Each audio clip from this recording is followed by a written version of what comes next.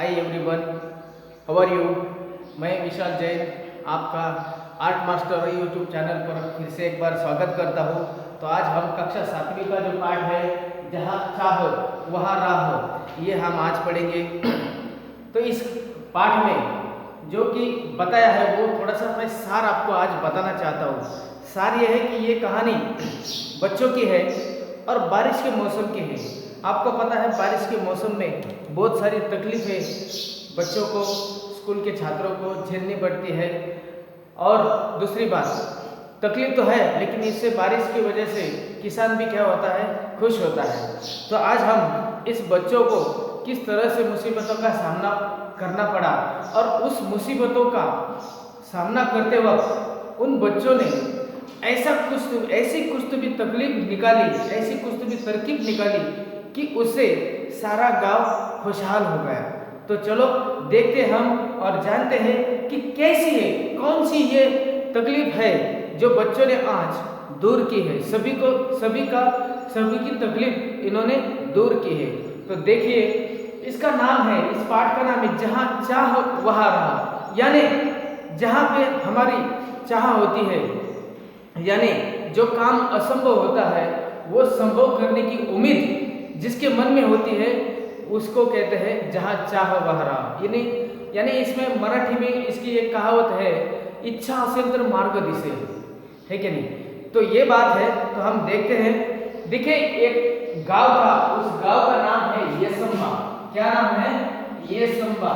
येसंबा ये गांव था। इस गांव में एक पाठशाला थी। इस गांव में पाठशाला थी। हर एक गांव में पाठशाला होती है, हर एक गांव में पाठशाला होती है।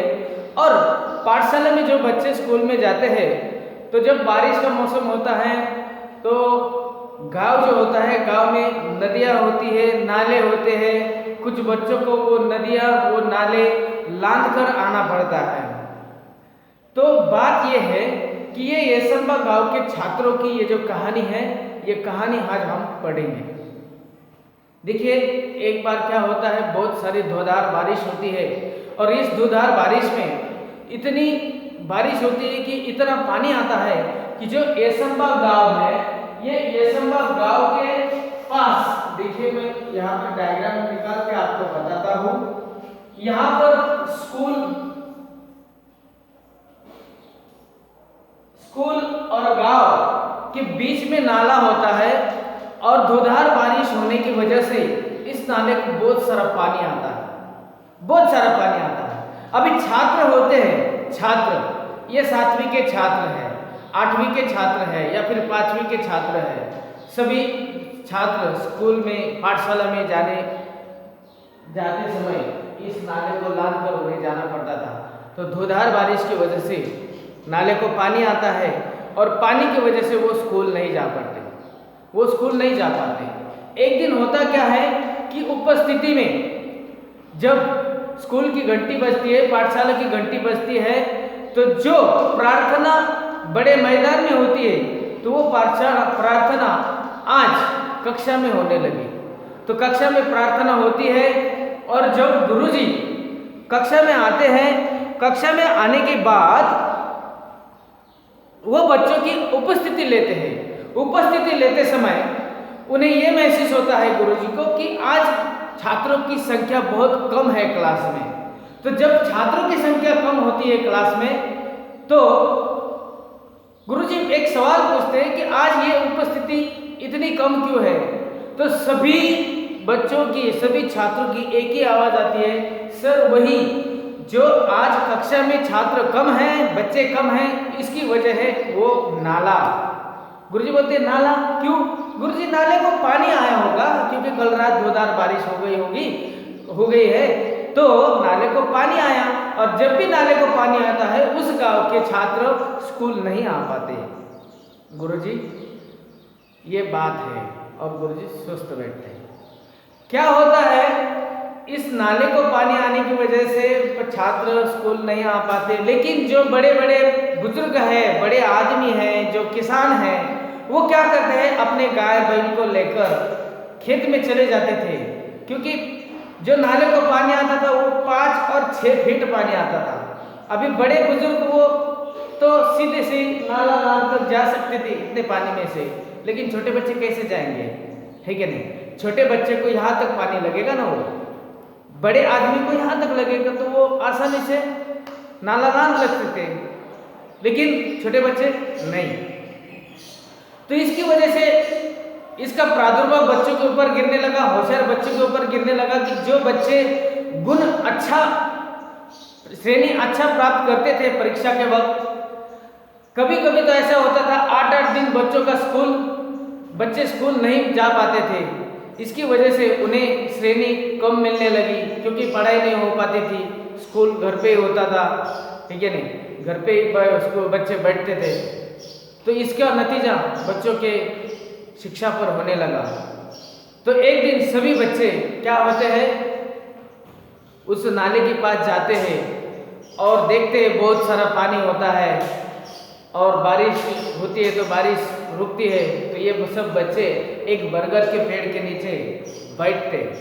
बरगद के पेड़ के नीचे बैठने के बाद उनकी एक संगठना तैयार होती है, आपस में क्या होती है, बातचीत होती है बच्चों की, जैसे हमारी बातचीत होती है। अभी बच्चों ने क्या किया है, एक दिमाग लगाया है कि बरगद के पेड़ के नीचे वो बैठे हैं और उन्होंने क्या किया है, आपस में बातचीत कर रहे हैं, उन्हें तकलीफ हो रही है।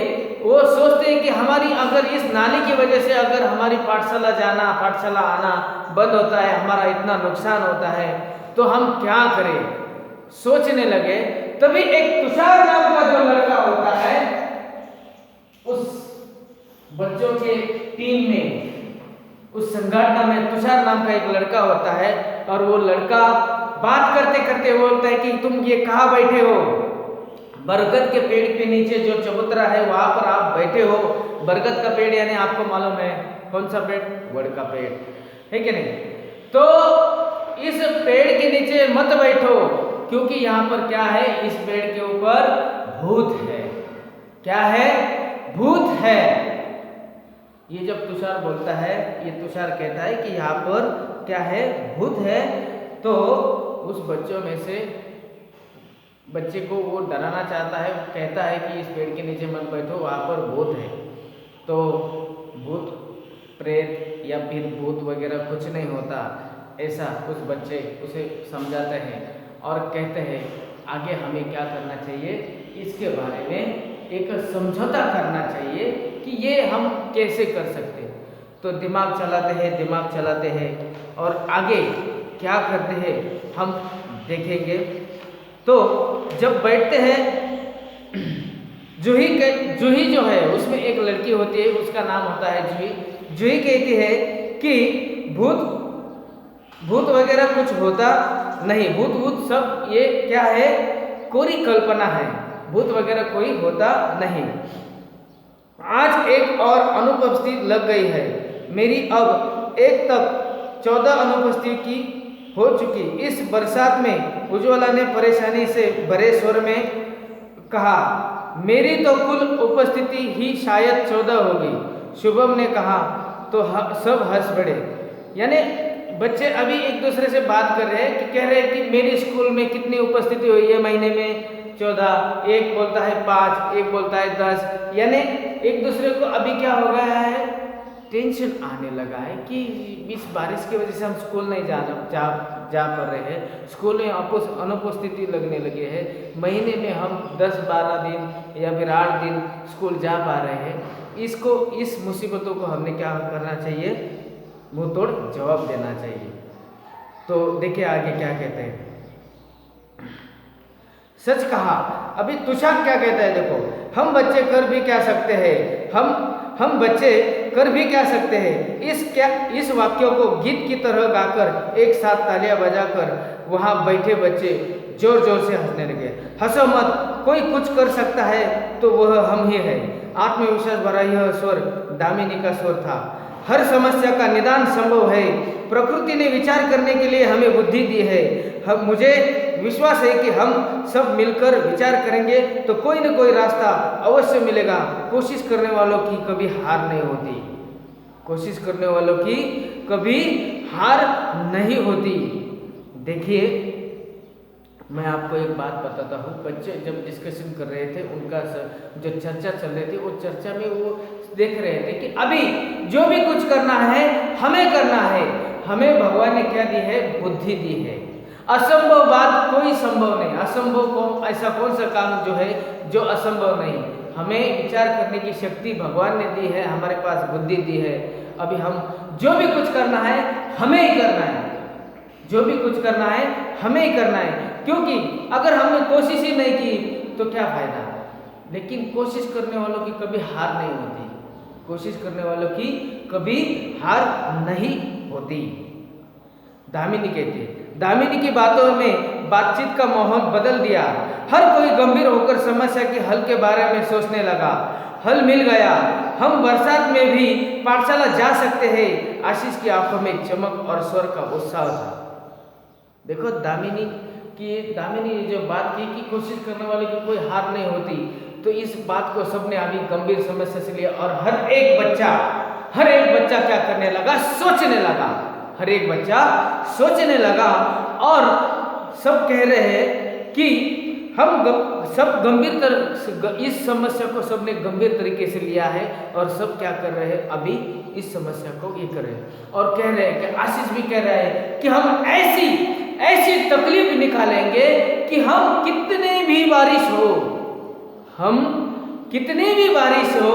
हम उस पाठशाला जा सकेंगे, आ सकेंगे, किसी को कोई तकलीफ नहीं होगी और हम अच्छी तरह से इस मार्ग के इस